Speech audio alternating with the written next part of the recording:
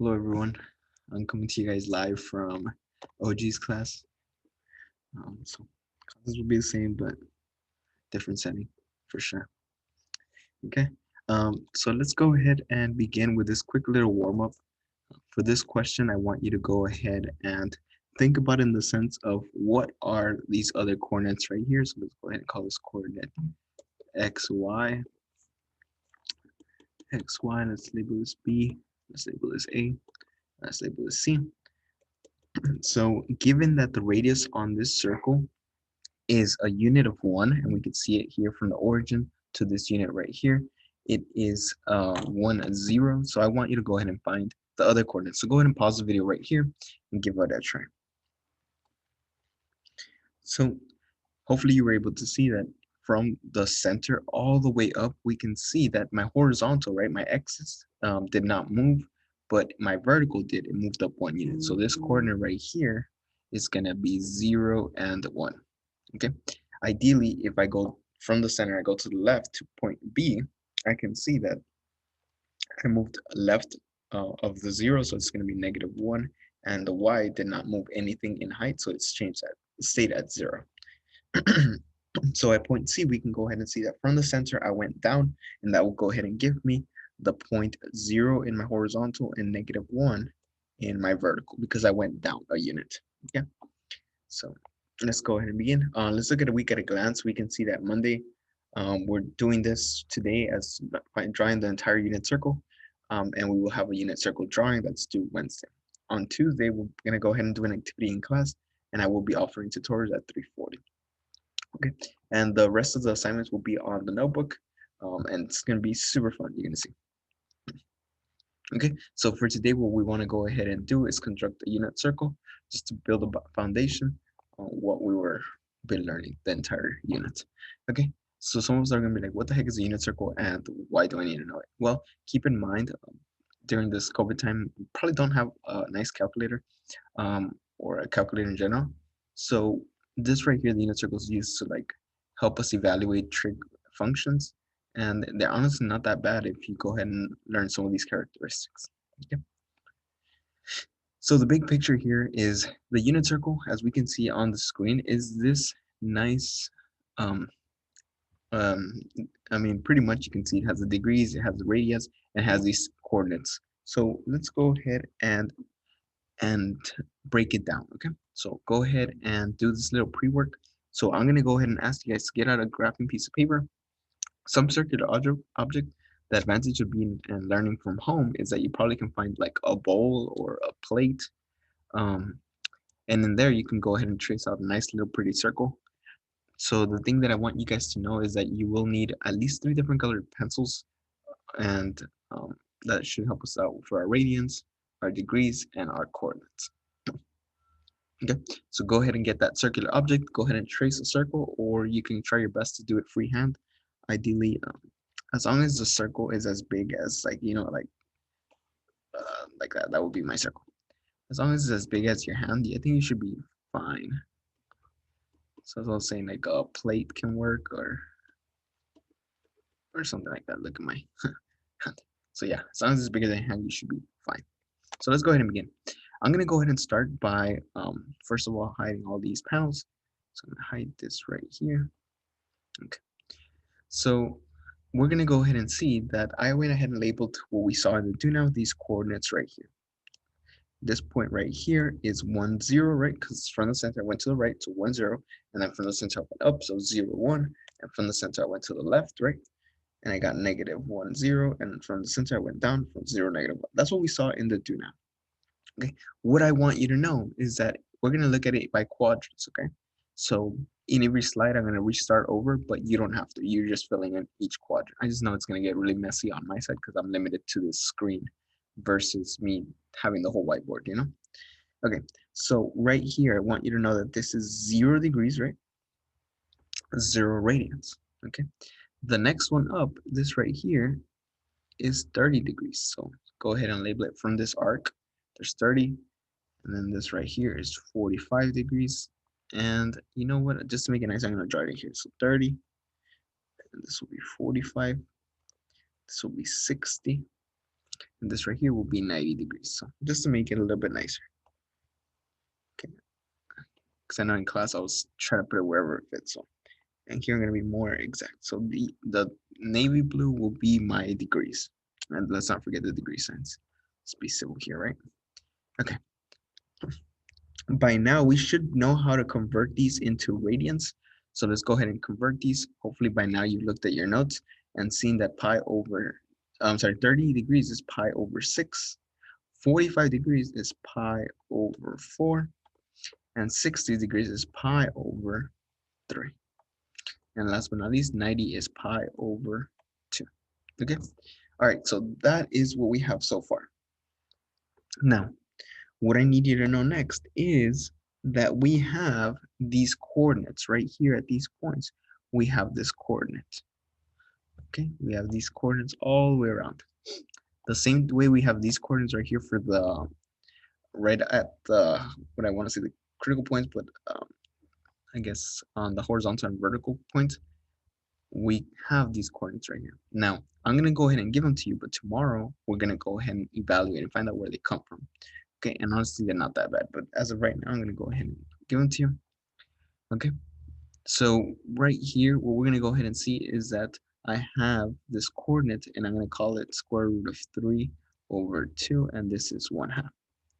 Now, a lot of students like to memorize this, but once I show you how to do it tomorrow, we're able to see that it's not that bad if we just evaluate given the reference angles and whatnot. Okay, the next one that I want you to know is pi over 4. This one's everyone's favorite because it's square root of 2 over 2, square root of 2 over 2 for both my x's and y's. Okay, and this one right here will go ahead and be 1/2 and square root of 3 over 2. So you're probably noticing some sort of pattern, and yes, this numbers will go ahead and repeat throughout the entire unit. Sorry, the entire unit circle. Okay, now you're probably wondering, what the heck do these coordinates mean? Well, in the same way we just saw these coordinates right here, horizontal and vertical, that's exactly what we are doing. The next thing that I want you to know is that these coordinates are not just random numbers. They actually correspond to your cosine of theta and sine of theta. So whenever you see an x and a y, they're actually sine evaluated at these angles, whether degrees or radians. Okay, so what we're going to go ahead and do next is we're going to go ahead and reflect all those coordinates to quadrant number 2.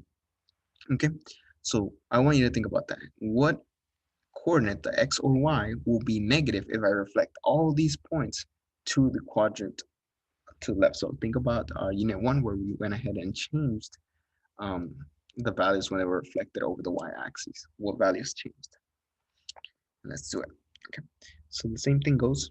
Let's go ahead and do it. And I lost my stuff. Okay, so we said that I was gonna go ahead and oops. Here you go. Sorry.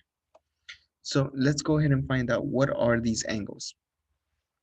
So we just said that this one right here was 90, right? And we know this one right here is 180. Okay, so how we find these is we think back on what we had already done. This was 30 degrees, this line right here was 45, and this right here was 60 degrees. Okay, so from here, all you're gonna do, guys, is you're gonna go ahead and get 90 plus my 30. Okay, 90 plus my 30, and that's gonna go ahead and help me find what is that value here. So if I get 90 plus 30, that's going to give me this angle right here, and that's going to go ahead and give me 120. 120. If I get my 90 and I add 45, that's going to give me my 135. And I keep doing this. 90 plus 60, that's going to give me 150. Okay. Now, we're going to go ahead and convert those. So by now, hopefully you're able to convert those. If not, you're going to go ahead and see that these right here still your pi over, and I think I'm using green, no, I'll purple. This was your pi over 6. This is your pi over 4. This is your pi over 3. You're doing the same thing. So this right here would be another pi over 3, so just another section of that. So this will be 2 pi over 3. I know in your paper probably it's not as pretty, but this one will be 3 pi over 4, and 150 will be 5 sections of pi out of 6 sections, right? Okay, and we're gonna go ahead and draw those angles, and I'm gonna draw them in, I believe it was green. Okay, so this coordinate right here, just like how in my quadrant 1, it was the 1/2 square root of 3 over 2. Now this one is going to be just the negative x version of that. So negative 1/2. And this will be square root of 3 over 2. So exactly the same numbers, guys. Let's go ahead and try this one. This one's your favorite because it's the square root of 2 over 2. Keep in mind that x will be negative and the y will stay the same. Okay, the next one that we're going to go ahead and do is my negative square root of 3 over 2. And now the y will be the 1/2. So hopefully you're seeing some sort of pattern here. Okay, so it appears I forgot this right here. So this right here was 180. My radian of 180 is pi. We should by now know this. And then the coordinate there is this one right here. Okay, I'm not gonna write it because it was already written for us in the do now. Okay, so now we saw what happens when my y, my value was changed, reflected over to the quadrant 2. What's gonna happen when it's reflected to quadrant number 3? So we're gonna go ahead and see that right there on quadrant number 3. And keep in mind, guys, we're still working with, go ahead my pen. We're still working with x's and y's, which is cosine thetas and sine thetas. Okay. Alrighty, so let's go ahead and do the next one. We keep in mind we are working with nouns. It's gonna be our 180, right? Sorry, it was dark blue. So 180, which we said is pi. So we're gonna do the same thing. 180 plus 30, 180 plus 45, 180 plus 60, and then of course 180 plus 90, right, to give us that bottom coordinate. Okay, so go ahead and pause the video right there, and we will go ahead and evaluate these together. So hopefully you were able to fill this out. We have that if we get 180 and we add 30 to it, we get that is 270, right? No, not 270, 210. Sorry, I was not thinking. 210, sorry. Okay. If I go ahead and do that and I get 180 plus 45, I get 225. If I get 180 and add 60, I get 240. Okay. Now from here, I should be able to convert these. So I should have my 210. That's going to go ahead and give me 7. Where's my marker? 7 pi over 6. This one right here, the 225, that one is in terms of pi over 4. So this should be 5 pi over 4. My 240, that should be in terms of pi over 3. So that should be how many? 4 pi over 3. Okay. And all we have to do now, guys, is find out what these coordinates are. I know we haven't learned this, but we will learn this tomorrow. And that's how to evaluate them. So we're going to go ahead and see that this coordinate right here is a reflection from quadrant 1 to quadrant 3. So now both x's and y's will be negative. So we're going to go ahead and see that this right here is going to be negative square root of 3 over 2 and 1/2. Oops, negative 1/2. This right here will be negative square root of 2 over 2 and negative square root of 2 over 2. 45 is everyone's favorite because it's the same thing. And then this one right here should be negative 1/2 and negative square root of 3 over 2. Okay, I'm forgetting one last one, and that is the angle at this one. This should be 270, and my radian should be 3 pi over 2. Okay, so far so cool, and hopefully you're able to see those connections right now. If not, we still have quadrant 4, so to give it a try as well. So keep in mind we're working with our 270 here, 270, and we're going to go ahead and do the same stuff. So, which is adding the reference angle that we saw, which was our 30s, our 45s, our 60s. So 270 plus 30 will give us the first one, right?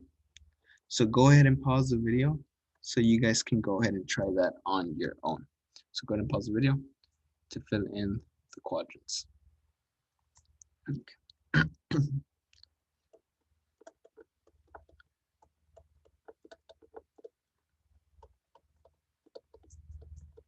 Okay, so we have 300, and if we continue to do that, we're gonna have 315. If we add another one, we get 330, and if we continue doing that, we get 360. Okay. All right, the next thing that we're gonna go ahead and do is we're gonna go ahead and fill in the radians. So keep in mind this was our 3 pi over 2, right? Our 300, we should have 5 pi over our 3. 315 should give us our 7 pi over 4, right? 45, so we'll always have a 4 in the bottom. Our and 330 will have 11 pi over 6. And then our 360 will be 2 pi. Okay. The last but not least is we're going to find out what are these little coordinates right here. Okay. So from here, we can go ahead and see that this will give me the y. Well, I'll ask you that. Compared to quadrant 1, where everything was positive, if I bring it down to quadrant 4, what will change, my x values or my y values? Because the coordinates have been the same this whole time, but like one of the x or the y's will go ahead and change. So we're gonna go ahead and see that if something was here on the quadrant 1 and it dropped down to quadrant 4, my y values went ahead and changed to be negative. So from here, we're gonna go ahead and see that this is gonna be 1/2, and then this right here will be negative square root of 3 over 2. Well, how about 7 pi over 4? Well, you should know this one by now. This is square root of 2 over 2 because it was in terms of 45. Do the same thing, but don't forget the y will be negative. Okay, my 11 pi over 6, that one right there should be square root of 3 over 2, and my negative 1/2. Okay, and I know you guys are probably stressing about not knowing where I'm getting these numbers, but keep in mind tomorrow all of that will be cleared up. And it's honestly not that bad. Using some reference angles, we can probably figure them out pretty quickly. And it is good to have on your notes that these are x and y coordinates, and these right here will go ahead and be because of cosine thetas and sine thetas. And I could talk about it real quick. For example, if you said you wanted to find out what the coordinate here was of 30, you would need the following. So it is an advantage to have it right now. So this right here, this is 30, this is a 60. There's two types of triangles, so 30, 60, 90. And what you need to know is that the length opposite of 30 is 1, the length opposite of 60 is square root of 3, and the length opposite of 90 is 2. So hopefully now you're seeing this. And we'll be using SOHCAHTOA. So if you want to find sine of 30, you would do sine, the opposite, right? Opposite over the height, the hypotenuse. So opposite would be 30, would be 1/2. And if we do the cosine of 30, that is the adjacent side of the triangle over the hypotenuse side, which is going to be square root of 3 over 2. So this coordinate right here would be the x first, right? Square root of 3 over 2 and 1/2. That's exactly what we're going to be doing tomorrow. That's just a little preview in case you want to go ahead and see that first. So that's all I have for you. Hopefully that cleared up a lot of questions. So hopefully now yours looks something like this. And I went ahead and posted this on Teams so you can have your own the complete version. But it's always good to find out where each part comes from. Okay, this is not the last time we're going to be seeing this, and it's not that hard if I do say so myself. It does look overwhelming, but it's not that bad. Okay, for our homework, I'm going to go ahead and ask you guys to make a drawing that includes 3 unit circles, okay? 3 of them, and that will be due on Wednesday by 5 p.m. Okay, so these right here were really good, but keep in mind, I want one with 3 unit circles. So some people were drawing cars, and I will upload some of my good ones. Well, some of the ones that were turned in last year, because last year I made this assignment as optional, and I still had a lot of cool ones that were turned in. So I'll go ahead and upload that as well. I'll show it on here. Other than that, that's all that I have for you guys. Okay.